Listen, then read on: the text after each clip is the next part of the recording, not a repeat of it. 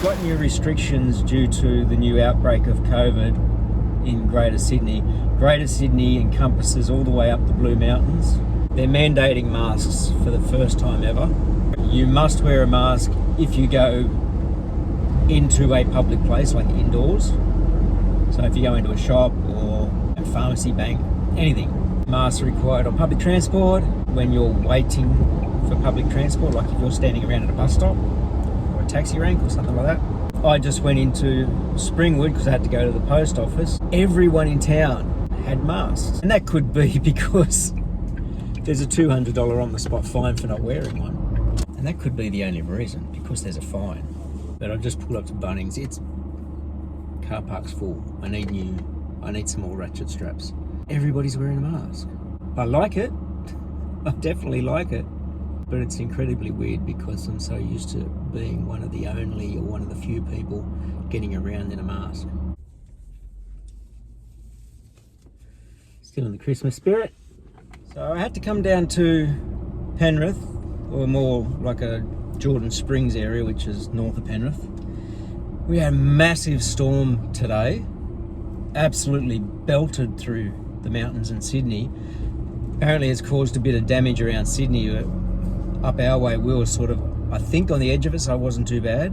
And it looks like there's another storm front going through to the north.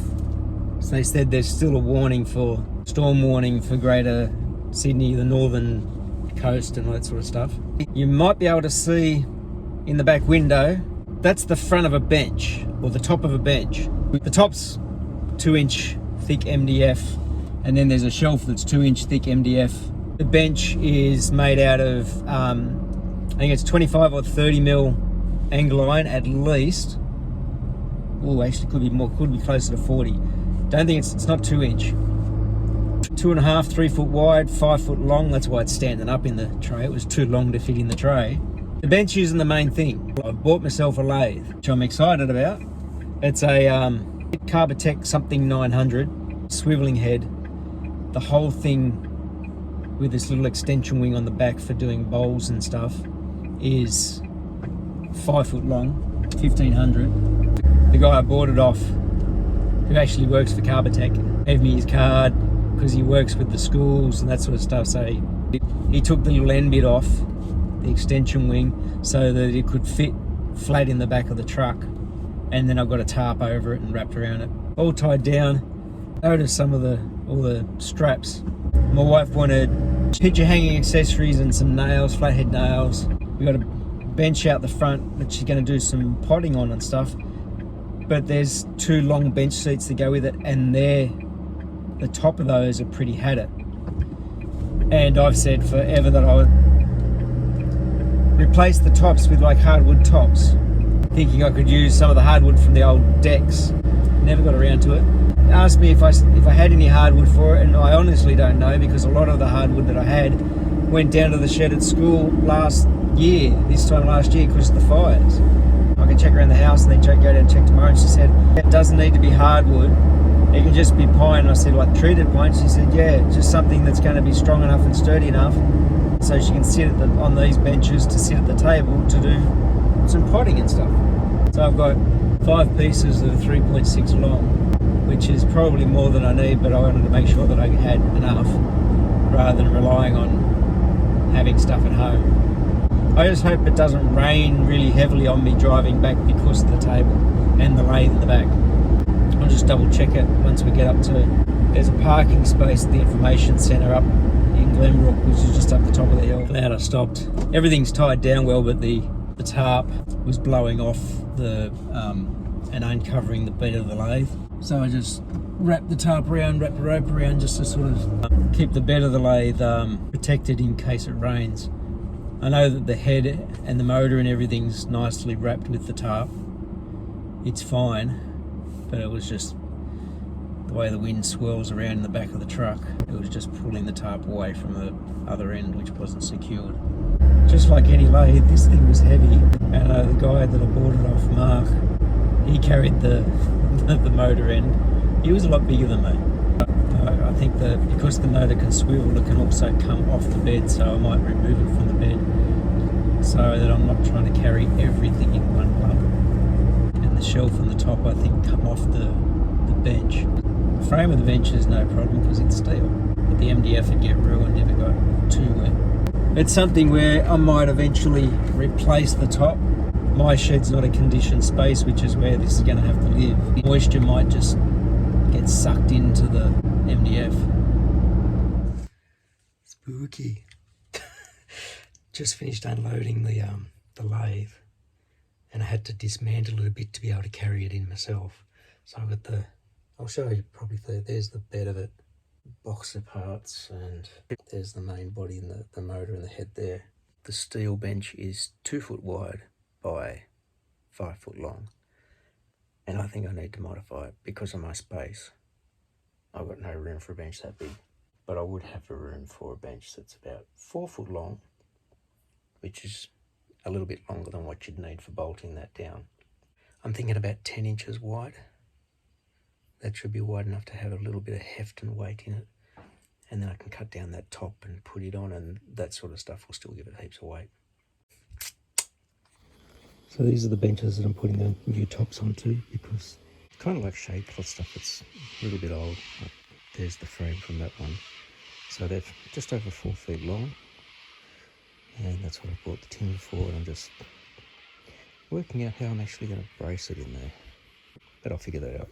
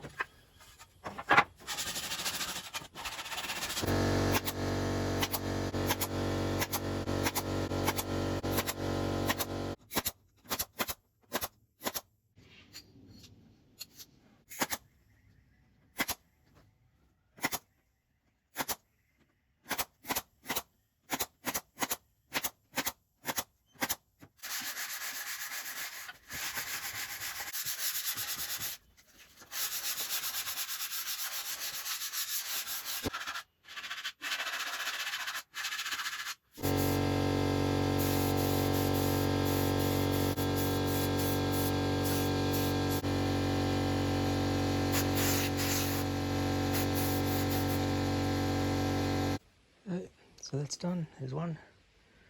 There's the other one. Go put them outside, out the front. There's one bench out by the table. Think it's looking good. So this is the frame of the bench that came with the lathe I bought. It's 5 feet by 2 feet, which is too big for my shed. So I'm thinking of making it like 10 to 12 inches wide. I only need it to be about 4 feet long. So here's my new toy, which needs to get set up, and will hopefully get set up soon. Carbatech 550 watt lathe, MC 900. The 900 I believe is for the space between centres, because it's 1300 from here to here. There's a little outboard part of the bed that goes onto here, which takes it up to 1500, which is the length of that bench. These are a common Morse 2 taper, which is good because it means that it's easy enough to find things. Came with a faceplate.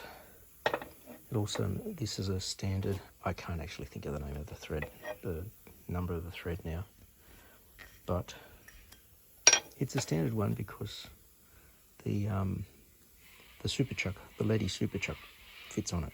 This lathe is set up so that I haven't actually got it all bolted in, but the head can rotate on this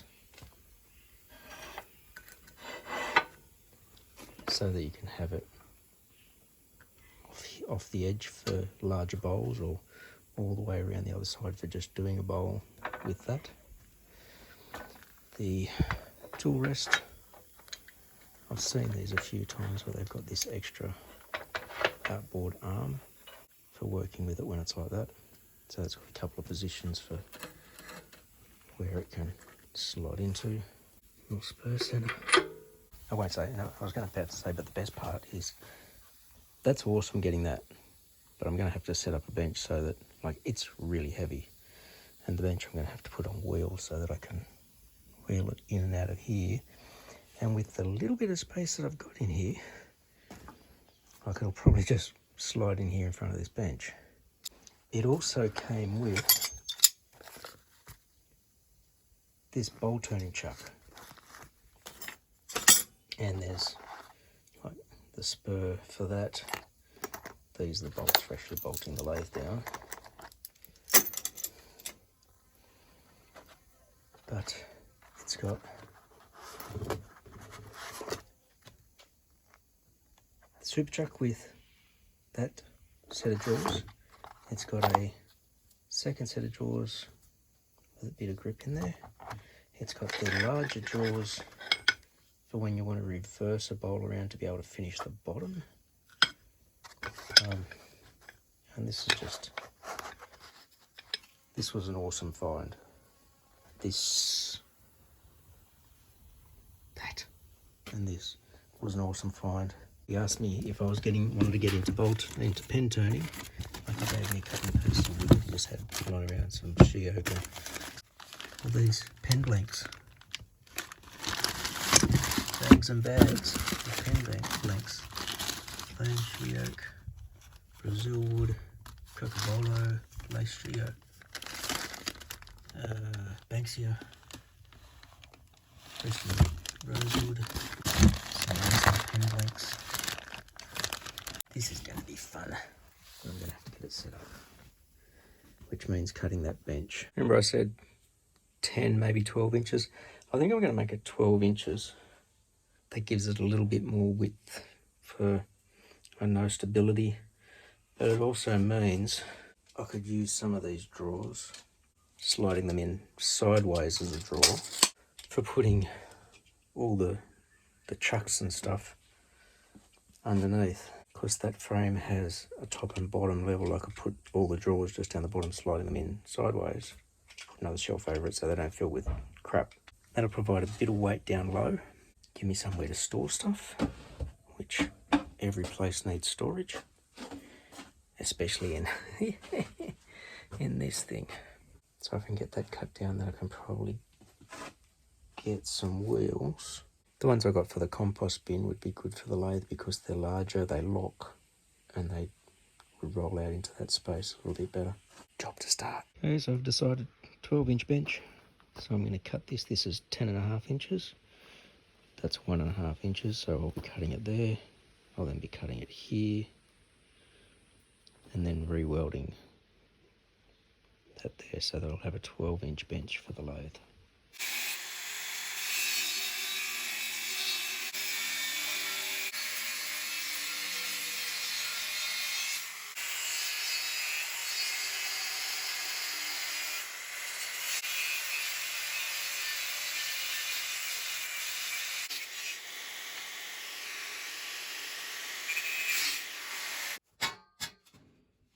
I've got the top to 12 inches at both ends.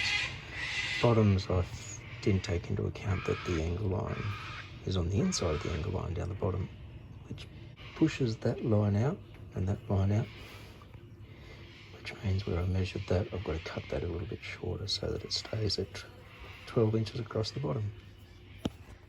It's 8 o'clock in the evening. I've got this all to its 12-inch width, top and bottom.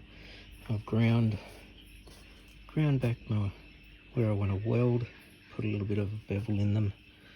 I've still got to finagle just the fit, but I'm thinking I should be able to just get around and do a quick tack up of all of it before packing up. I won't do any grinding because that's too loud, but the welder's not loud. Bench is partially tacked. This one's a little bit more flux than weld. The other one's held. I didn't really kick the bottom ones because I can't see much out there at the moment. It looks a lot brighter out there than it actually is. I was just using this gasless MIG from work. The only welder I've got is my Pop's welder here, which is an arc welder, stick welder. But unfortunately, it requires 15 amps. I do not have a 15 amp power point. I haven't looked at the weather for tomorrow yet. I was lucky today because it did rain during the day, on and off. So I was lucky enough to get that sun to be able to do the benches, and then to make work on that, I'd like to be able to finish welding this because I do then need to shorten it by a foot. Yeah, I definitely need to shorten it to 4 feet because 5 feet will just squeeze into this shed with the space that's here at the moment. This space here from the shed door to that, it would just fit in. If I sit this end of the lathe right at one end, the other end will hang off just a little bit. That'll be manoeuvrable into here. I just can't wait to use it. I might actually have to buy casters from Bunnings rather than online and wait.